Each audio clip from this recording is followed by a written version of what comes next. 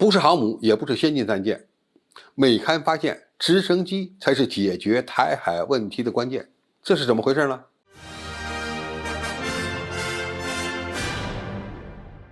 观众朋友、网友朋友，大家好，我是付强少。在外界眼中，中国人解放军的强大，它的主要标志是海军舰队的不断壮大，以及空军的主力战机的性能越来越高。然而，美国商业网站最近呢，却发现不太对劲儿，因为解放军海军可能并不是解决台海问题的关键，直升机才是台独分子的噩梦。据美国商业内幕网站报道，说两支解放军航母战斗群首度同时出海，这虽然是重大的里程碑事件，但对台湾来说，他们不过是转移注意力的庞然大物。解放军若要攻台，并不需要大型先进的战舰，因为两岸的距离近的地方不到160公里，解放军仅出动陆军、海军陆战队和空军就绰绰有余了，不需要海军大型的水面舰只，包括航母的支援。那么在第一阶段的攻击中呢，解放军会以导弹起地，摧毁敌方的防空系统、雷达系统，轰炸跑道、轰炸港口，炸毁各种各样关键的通信节点。接着在无人侦察机和巡飞弹的关键协助下，数以百计的解放军空军轰炸机和攻击机将长驱直入。而这些飞机打击的主要目标，除了铲除台湾为数不多的海空军外，还在于以庞大的火力清扫台湾地区上空的空中走廊，为解放军用直升机激将。解放军目前呢，大约有450架左右的运输直升机。此外呢，中国空军还配备有更先进的运20大型运输机，以及运8、运9中型运输机。那么这些运输机也可以为伞兵和重装空投提供服务。解放军很清楚，这些部队需要额外的火力和机动性，因此专门为他们研制了轻型的装甲车辆、吉普车以及各种各样的反坦克武器。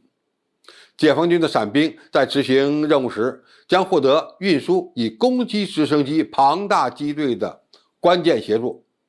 而陆军航空兵以及其他的军种的航空兵，目前在同时部署2款运输直升机以及2款武装直升机。这证明了解放军的直升机部队在不断的进化，尤其是在对台任务中，他们将扮演更加重要的角色。一位俄罗斯的军事专家在2021年12月发表了一篇评为《旋翼帝国》的分析文章。他估计解放军现在有1500架直升机，还有大量的固定翼的运输机，在攻台的第一波军事行动中，渴望立即部署5万名伞兵和直升机的部队，并在最初的24小时里将10万大军运送到台湾岛。2栖攻击舰、船坞登陆舰、滚装船等可以运送大型重装部队的舰只，有可能成为未来解决台湾问题的主要手段。但是呢，他们不大可能一开始就使用。与之相比较的是，直升机部队它的部署更加机动灵活，运送速度也快，运兵的能力呢也相对较强，可以在短时间内迅速的改变岛内的战局。可以说，解放军的直升机部队是摧毁台军抵抗的重要手段和方式之一。当然，我们也要看到，直升机本身呢，在作战时呢，它比较脆弱，因为它的飞行速度、作战半径以及声线都不是很高。但是，只要我们摧毁了对手的防空作战体系，那么直升机它的作用就可以凸显出来，因为它们具有比军舰、坦克运动速度更高的飞行速度，可以在较短的时间内迅速的将兵力部署在各个关键节点，而且他们对起降场的要求呢也不太高，很多相对平坦的地方就可以激降，如果碰到复杂地形，还可以通过锁降的方式将我们的登陆兵送上岸。再加上两岸的直接距离相对来讲比较近，直升机无论是从岸边起飞，还是从大型船舶上起飞，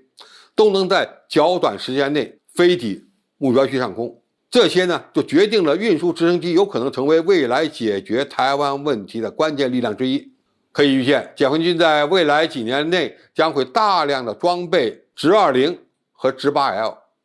那么这些作战力量将会成为台独分子的噩梦。好，今天的评述就到这里，谢谢大家收看，我们下期再见。